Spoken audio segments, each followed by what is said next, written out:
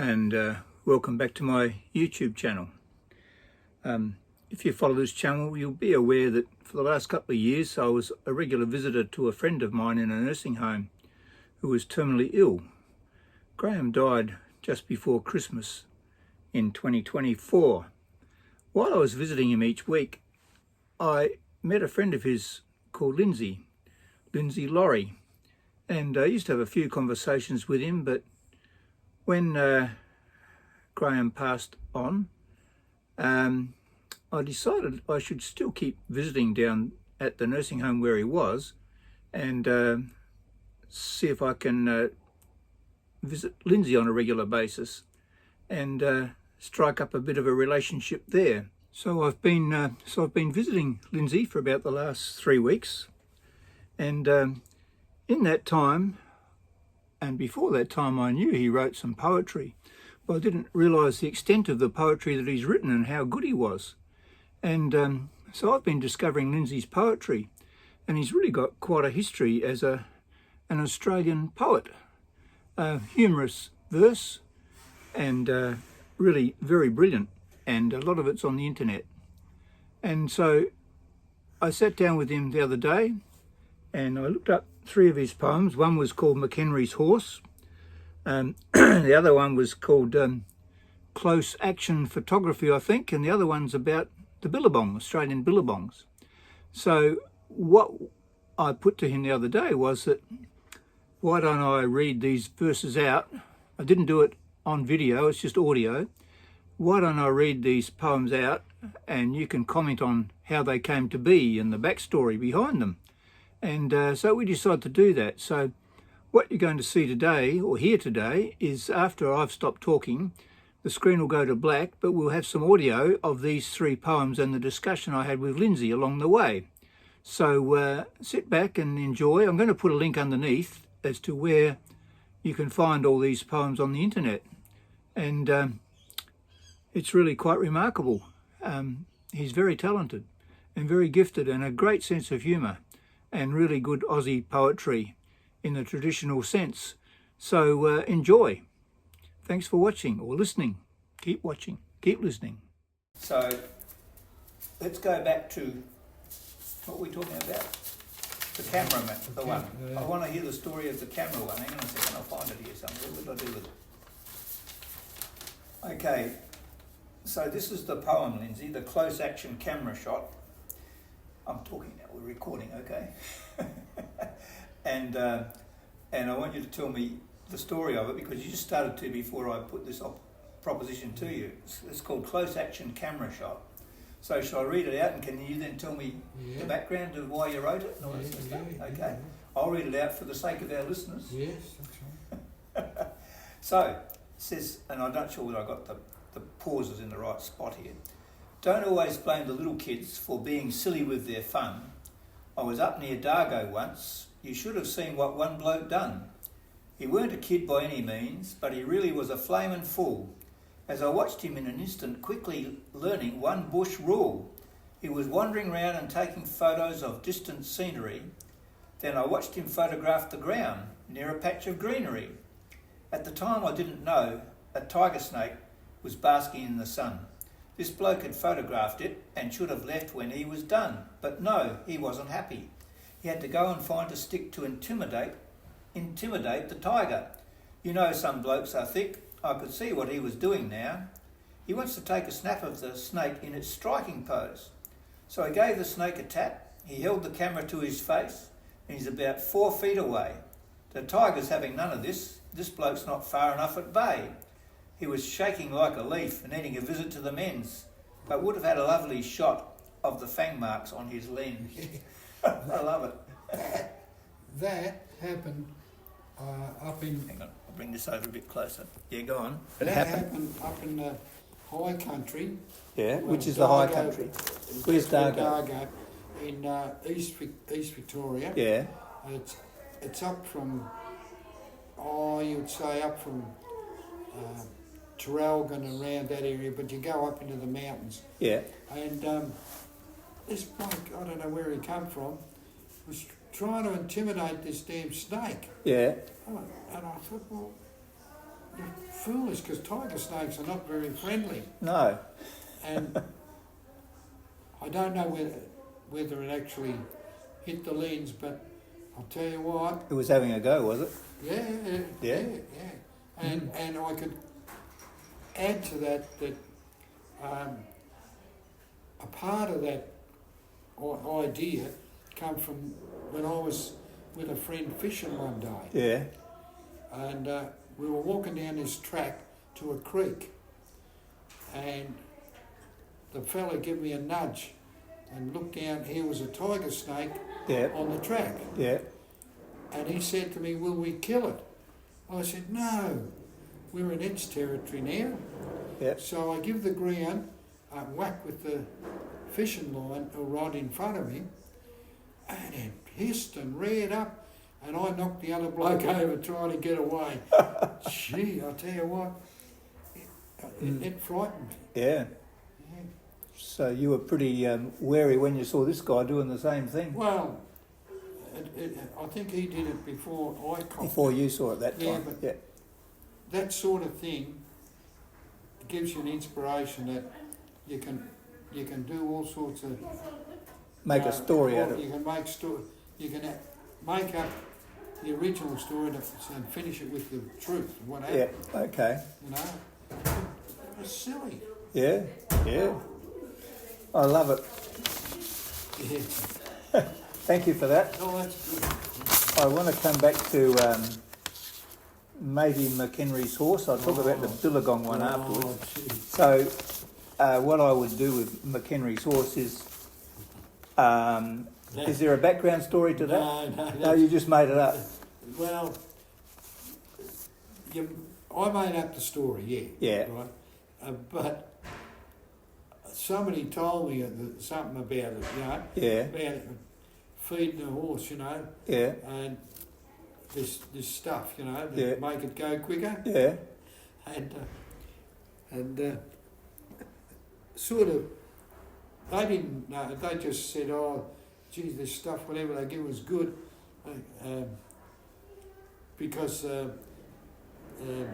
when they took it together, you know, with the clerk of the course, he just said to me, and they both beat the horse running down the track, and I thought, geez, I could make a good poem about that. That was an actual thing that happened? I don't think no, so. it was just made up. You know, it's like I've heard a lot of those sort of stories, and that they put an ending. It might only be a 2 or 3 line story, but when I got that punchline from those little stories, like that even throwaway stuff, I could actually make a whole poem out of it. Yeah, of course. And that's what I come up with McHenry's horse. Yeah, okay. So did you ever have much to do with horse racing or anything like that? I've had nothing to do with it at all? Absolutely nothing. That's why I like it, I think. Can I read a bit of it out? We can read the whole lot of it out. Yeah, well, I'd like to. It's a bit lengthy, but it's a good poem. I'll start off, and you can, if you want to interact and tell me anything about it at any stage, you can. Okay. Here we go, folks. This is McHenry's Horse by Lindsay Laurie. You're not a poet laureate of Australia, are you? Not yet. Not quite. You should be. Looking at all the stuff that's on the internet, you should be. And I won't ever be rich, because all the rich poets have passed away. They've all passed away. Okay, I'm going to read out McHenry's Horse by Lindsay Laurie. Ballarat's known for its bounty of gold and the days of Eureka Stockade, plus winning horses on racing courses where flanks of the horses are flayed. And the offer of prize is a bountiful one for a winner that's greeting the post. Contacts can live on the fat of the land, and McHenry soon noticed it most. For McHenry himself is a gambling man, but a punter is doomed with the odds. He knows the need is a horse of his own, one a little bit faster than plods.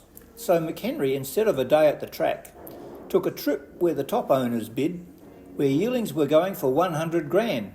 He got a beauty for just 20 quid. I like that one.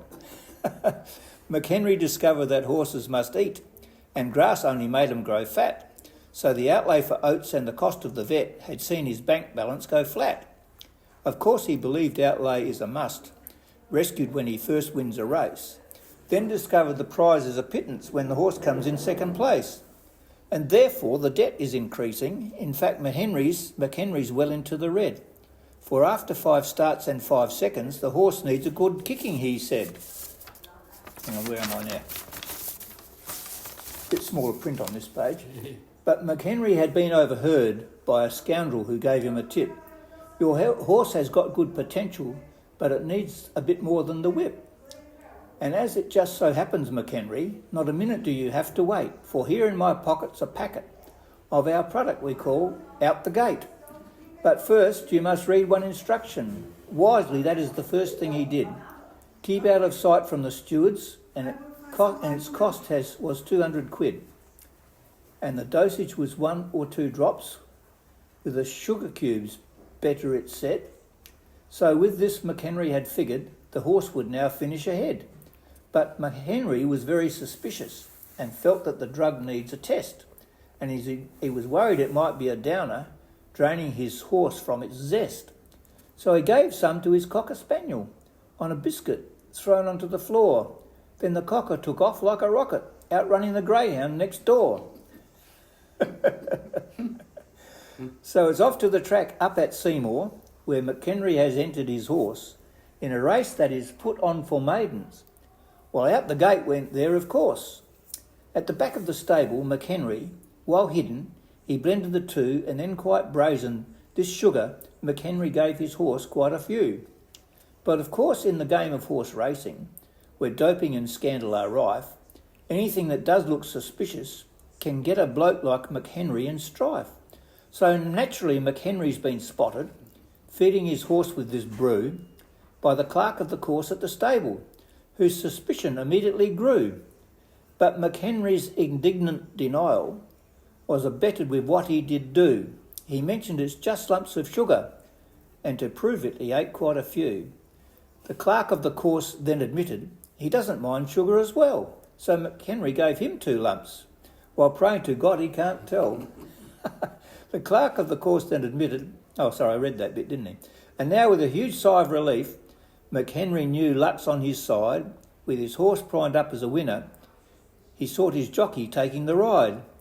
McHenry looked to the left, then the right, and dragged the young jockey aside, and quietly from the side of his mouth he instructed the best way to ride.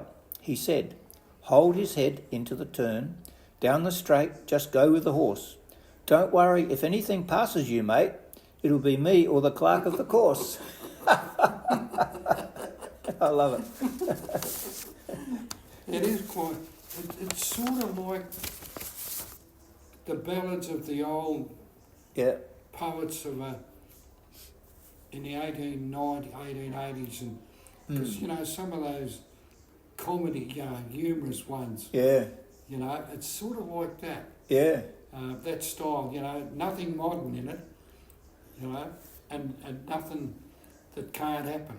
Yeah. Reminds me a little bit of Mulga Bill's Bicycle. Yeah, you know that one? Sort of That's a classic, like. Isn't it? Oh. Yeah, that is a classic. Yeah. So what else we got? So we did that, and we got the Billabong here somewhere. What do I do with the Billabong? Should we do the Billabong? You can do that. Yeah. And this is why I was asking you about, you must have a lot of knowledge of the birds I and did stuff. a lot of, because I worked shift work and that, I had days off during the week. Yeah. You know, during the week and that, and everybody else was working. Yeah. So I used to go fishing a lot with some 2 old pensioners. Yeah. That were, you know, I was fairly young, but I just got that. It's like fishing and bushwalking. Yeah. Because I was fishing in the bush. Yeah. In the rugged bush. Mm. And I just loved being where, just, I suppose bird watching was a part of it. Yeah. You know, and spotting animals, you know, like sometimes, wombats, there was just hundreds of them. Yeah. And, this is in Victoria we're talking about. Yeah, this is just in the mountains, you know, like north of us. And being along mainly the little creeks and that, you used to see so much different stuff, you know? Yeah. And in the bush and because you see so much different stuff from a lot of different time, you just combine it all into one poem, Yeah. which I've done with the billabong. Yeah. And when you get to a billabong, now a billabong, there's a lot of them along the Murray too. There are. And when you're looking at it, the water's all still, and there's so much activity going on there that you probably don't notice. Normally people don't take notice of things. And if you write about natural poetry, nature, you observe everything. You do. The little tiny things, Yeah. and nothing gets past you. Yeah. You know, because I've written a lot of nature. Have you? Are they on the internet or they? Yeah, a lot of them are on the internet. Yeah. And they're I reckon there'd be maybe 50 or 60. Okay, I must have a look at them all. Maybe. Yeah, my wife's dad, he was a keen naturalist and self-taught, and he used to write. He wrote a couple of children's books actually. One about a duck called Puddin', and it's about duck hunting and all that. I must bring you in a copy of it because it's a classic story. You'd laugh about one of the duck hunting what I did, or hunting. What's that called? Oh. I'll find it anyway. Oh. Yeah, but it mightn't be your type of pet. It was about going to shooting. He was going to go over, fly over and shoot on King Island or one of those islands. Yeah. So it was after the what do they call those geese? The magpie geese? No. Cape Barren geese. Cape Barren geese, yeah. Anyway, and he was scared of flying. The duck was, or the geese was? The me shooting. Oh, okay. And anyway, when they got up, and you wouldn't be able to read it on the. I'll have a look for it. But when he got up in the air, you know, maybe I don't know whether there was a little bit of turbulence and had to start him off. But anyway, when the pilot was on, he said, "Oh, I'm going over this and that," you know. And anyway, all of a sudden the pilot, "Oh no!" or something like that. And he spilled his coffee on himself, you know. He said, "Oh, I just spilled my coffee, and you ought to see the front of my pants." And this bloke said, "Well, see the front of your pants, you ought to see the back of mine." You know?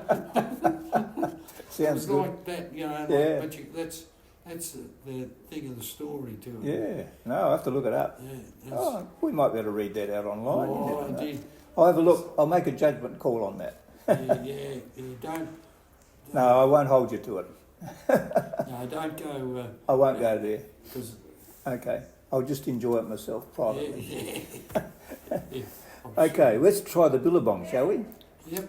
There's an old river course. Do you want to shut the door so you don't get noise? Yeah, okay, that's a good idea. I should have done that before. They won't get upset with us. No.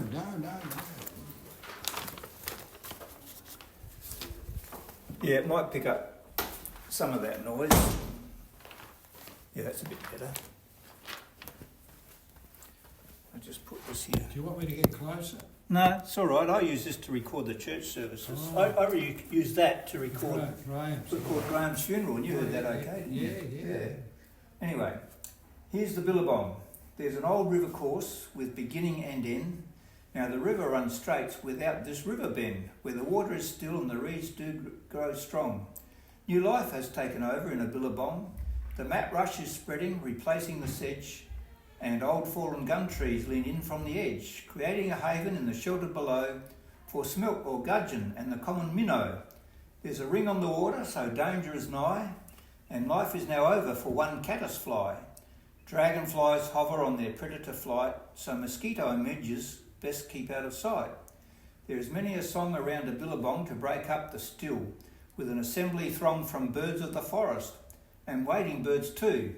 So the billabong offer is there to pursue, for blue heron and egret, coot and the teal, and for the banded rail that the bulrush conceal. In the billabong, shadowed by a gum and tea tree, bellbirds are tinkling, wattlebirds disagree. An off-diving grebe keeps on searching for food, for the striped downy chicks of its latest brood, and a hunting kingfisher waits keen for its prey, From a twig of a gum tree it frequents all day. There is many a scent around a billabong, filling the air with the perfume quite strong, from black wattle and mint bush or mistletoe, cascading from gum trees where only they grow. Painted lady butterfly flit upon flowers, and blue-banded bees keep on working for hours on lilies and orchids, heath, sweet appleberry, and clusters of flowers on a native cherry. Ribbonweed, nardoo spread out in the shallow, with buttercup, duckweed, and introduced mallow, struggling for survival near the waterline, aiding coral pea that does slightly entwine. The banks of a billabong are dangerous too, with predator snakes not so often in view, but they are aware that the growling grass frog will climb from the water onto an old log. But tigers and copperhead, red-bellied black, often lay in the sun on an overgrown track, where the wombat or wallaby travel along to graze on native grasses near the billabong. So life still carries on around the billabong, where water looks stagnant, a bond is still strong, with the river now rushing its way to the sea, past the billabong, living where the course used to be. You posted that in 2015. Yeah. Pretty good. Yeah, that's a lot of billabongs All built into one. Fair enough. You know what I mean? Because, I walk around and when I used to go in the car with this fella used to take me around, we'd go out into the outback and we'd go here, there and everywhere. And I was just always looking, always searching, because he writes poetry too, but he doesn't write like nature ones like I did. Yeah. And I was just forever trying to take in just anything, certain birds. And did you ever? I used to drive around the bush on Saturday afternoons up at Renmark with my late father-in-law, my wife's dad, and he knew everything about the bush. And I had a little tape recorder going, and I've got all these tapes of him talking as we drove along. Did you ever take a tape recorder with you, or a camera or anything like that? Oh, the camera, yeah. Yeah? We took lots and lots of photos, Did you? Mm. Yeah, geez, I don't know how many's there. Where are they now? Oh, they're on my computer. On your computer? Oh, wow. Yeah, I've got a lot of them on there from we've got a lot from the, when you're in Mildura, at Wentworth, there's a, what do they call it, it comes down from the Darling way upstream, and winds its way down and goes back into the Murray. What do they call that? That's the two rivers come together, the Darling and the river. That's a Wentworth. Yeah, but this is further along. Okay. And it's it dries up. It can dry up. Mm. But I remember one day we tried to drive right through from one end to the other, and you couldn't because there was too much erosion and stuff. Yeah. But it was all the water was 100 foot down, and there was a few logs in there, and there must have been 200 or 300 cormorants. This is in the Darling? No, it was in this, what do they call it? They had the Anna branch up that's there. It, that's the it, Anna the branch, Anna branch. In the Anna branch it was. I've never seen so many. I wondered why. But that was a safety area for, they could go and perch in there. No one could go near them. But I've taken video in there of those birds in that place in the Anna branch. We've got a lot of photos of the Anna branch and that. Have you? And was this colour or slides or black and white or what? Just photos. Yeah. And there's that. And the Murray in flood and all sorts of stuff. And you've got all that on your computer. Yeah, they're all on my photos. Wow. There's, you have to show me some of them one day. I will. I will. But it's. I can show you now anyway. Oh, maybe a couple. Yeah. Well, perhaps we'll just finish this here now. So thanks, Lindsay, for sharing with me today. I'm going to put this up on the YouTube so the whole world will hear it soon. That's all right. But But I won't put any pictures of you or anything there, or me. Well, I'll probably do a video introducing. On, I'll sit down in front and I'll introduce it, and then I'll just add the soundtrack of what we've just been doing. So thanks for doing that. No, that's all right. And we might do it again if you get excited about it. Look, I think I told you. Yeah. In Canberra, there was this bloke had a poetry show. Yeah. Every week on a Sunday morning, half past yeah. And he regularly had a show that was all my poetry. Yeah. And all the other shows he did, he always finished the show with one of my poems. There you go. Yeah, you told me that last time I was here. Yeah, that's amazing. That was Ron Bull, his name was. Ron Bull. Yeah. And I had trouble getting in contact with him. Yeah. After a while, for some reason or other, if he wanted more poems, I don't know whether he gave me the wrong email address and that, or I never heard back, or I don't know. Was he older than you? He might have died or something. Maybe not. I don't know. I don't know whether he was. He was. I think he would have been a bit older than me. Yeah. Anyway, that's another story. So thanks for this. I'll stop it recording now. Oh, yeah. And you can show me some pictures.